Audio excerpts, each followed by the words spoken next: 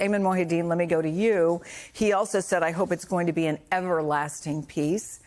There is no doubt that for the families, this is a moment that they have been waiting for.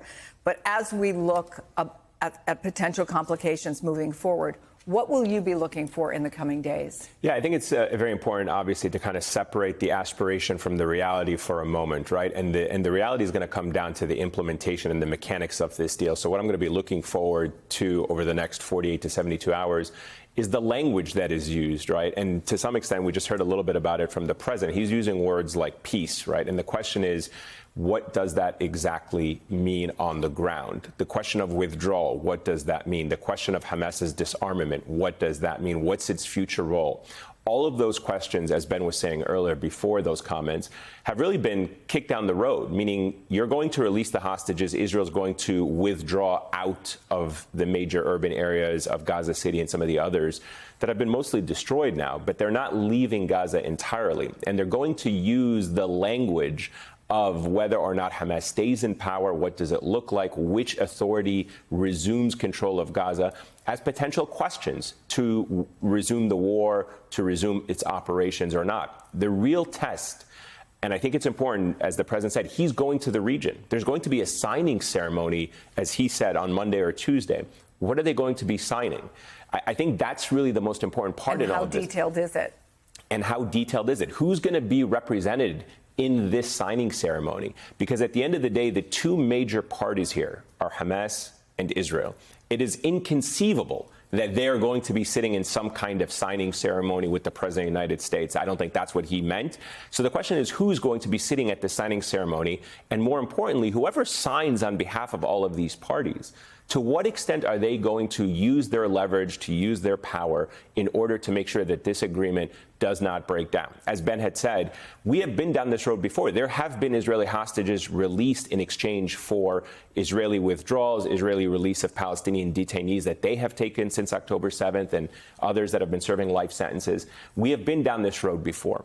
This time, it's being done with a lot more fanfare, a lot more pressure from the United States. But the question of enforceability, as well as the language, and whether or not everybody understands the language to be the same, is going to be the real big test. Or even the list of which of the Palestinian prisoners are going to be released, those Correct. kinds of things. So, Vaughn, I did know with the president that he shared a little of the credit here. He talked about everybody from his vice president to his Secretary of State to Susie Wiles, his chief of staff. He is the one, however, who announced the deal. What's he planning to do to make sure it doesn't fall apart? I think it was interesting last night when the president was talking about this, Chris. He kept coming back to what is effectively economic coercion, the threat of tariffs. He suggested that his other, peace agreements, as well as this one, were due in part to his administration's policies around, economic consequences for countries that don't fall in line with the proposals that his White House has put in front of them.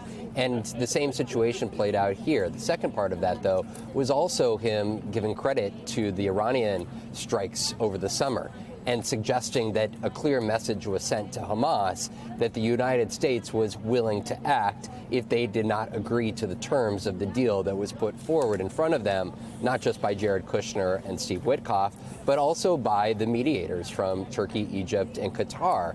And this is a part of what, Middle East relations look like here going forward.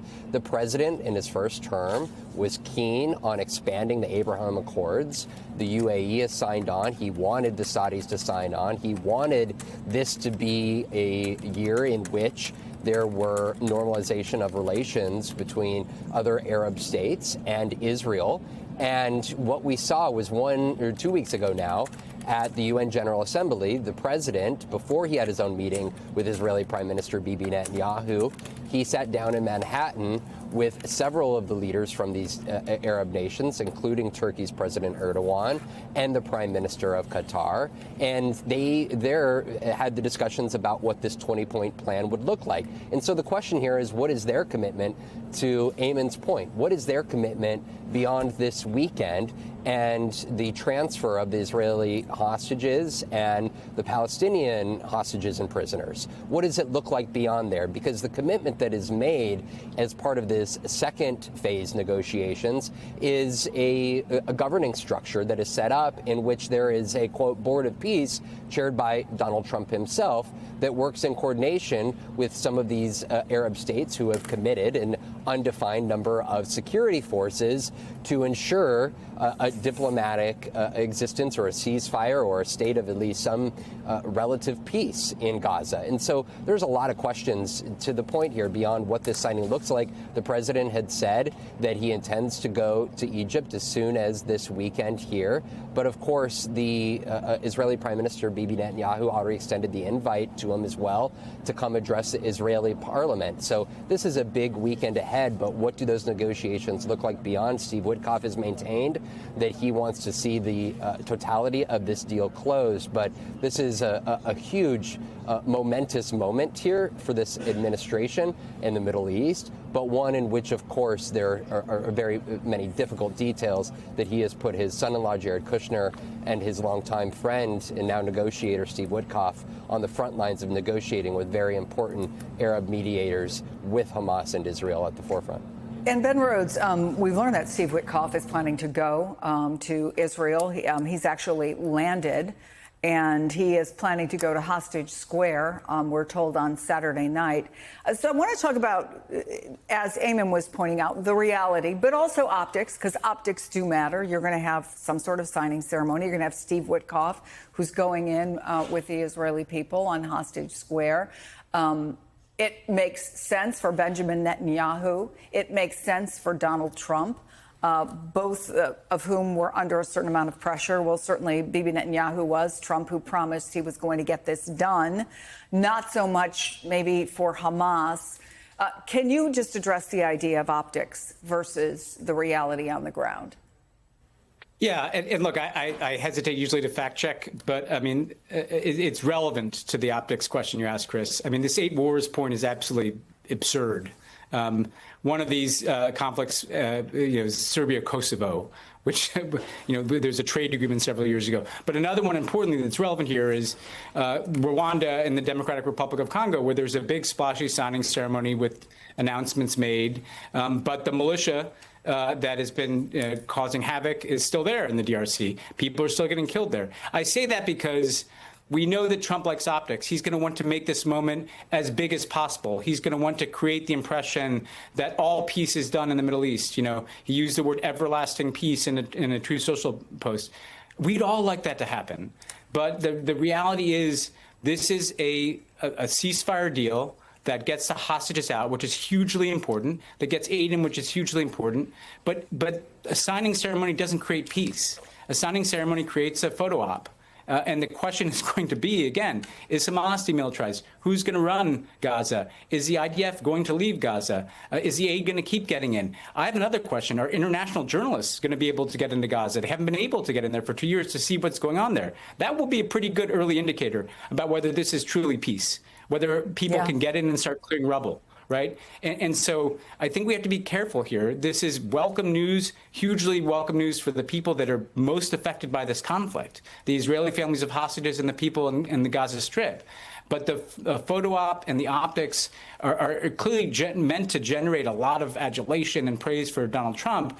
They don't necessarily they're not self-executing into the implementation of the peace deal here. And I think that's why we have to be careful to constantly sort out what has been achieved, but what remains key areas of differences between these parties, because if those are not addressed, we could be sitting here in a couple of months with Israeli military operations resumed in the Gaza Strip and aid restrictions back in place, which is what happened the last time there was a ceasefire deal at the beginning of the Trump administration. So again, I give him credit. I'll say, I think he put more pressure on Bibi Netanyahu than Joe Biden did.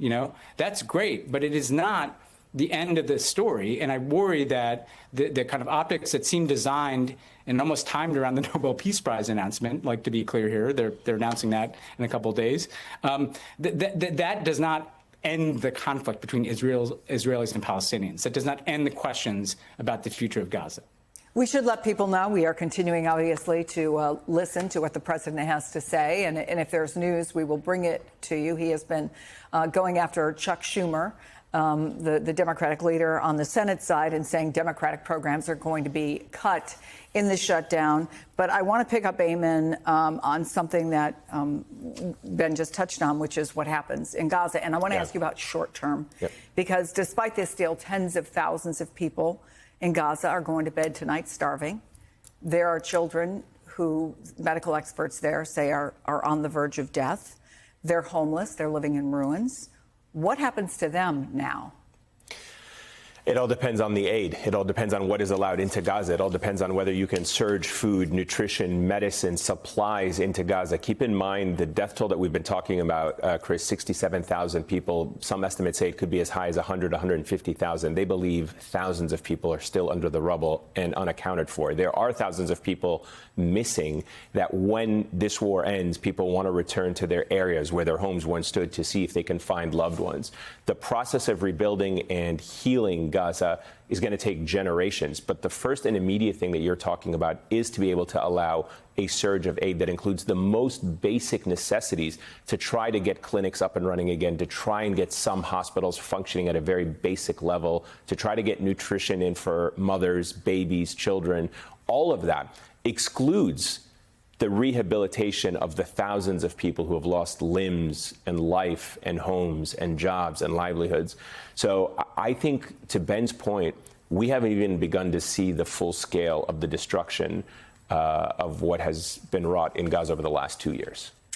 Ayman Mohyeldin, Ben Rhodes, Vaughn Hilliard, guys, thank you so much.